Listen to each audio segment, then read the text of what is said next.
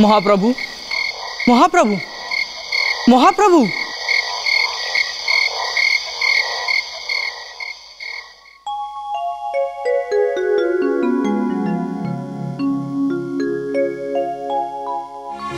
हे जगतर नाथ जगन्नाथ क्षमा कर मते क्षमा कर विलंबित प्रहर रे आसी मु आपणक निद्रा रे व्याघात देइथिबारु मु अत्यंत दुखित मणिमा मु अत्यंत दुखित गुहारी सुन मोर।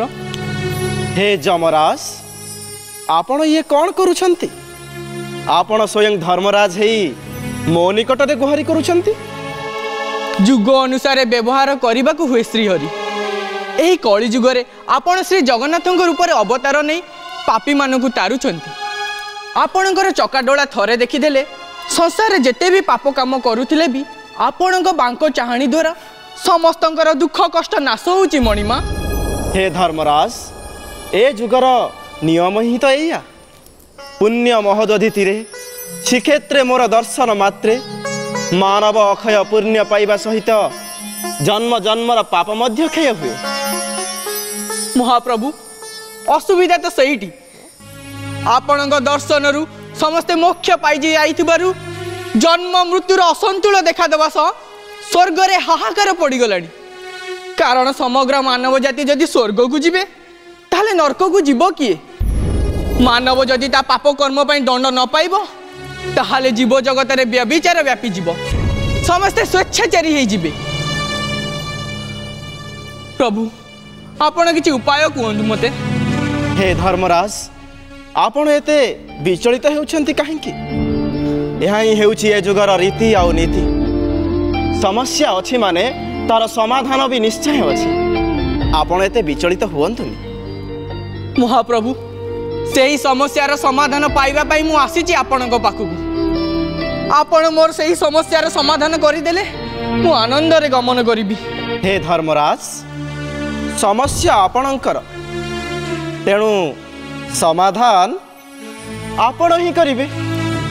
प्रभु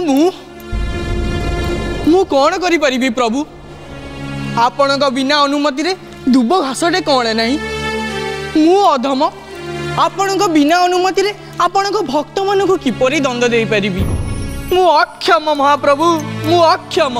हे धर्मराज आपण विचलित हुंतु नहीं मु अनुमति देली जानतु श्रीक्षेत्र रे 22 पावछरे तृतीय पावछरे आपण जमशिला रूप में विराजित हुंतु भक्त माने जेते बेले मते दर्शन करिबा पई आसीबे जे से जमशिला को स्पर्श करी आसी मते दर्शन करिवो तार जन्म जन्मर पाप नाश हेबो।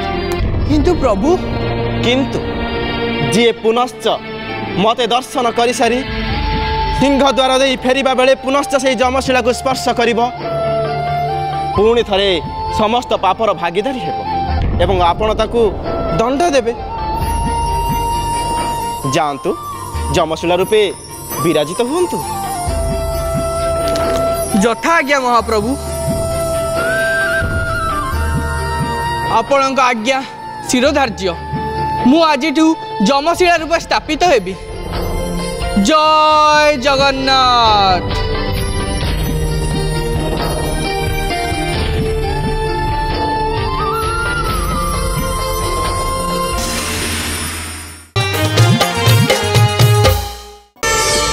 प्रार्थना आम आनंदर उत्स।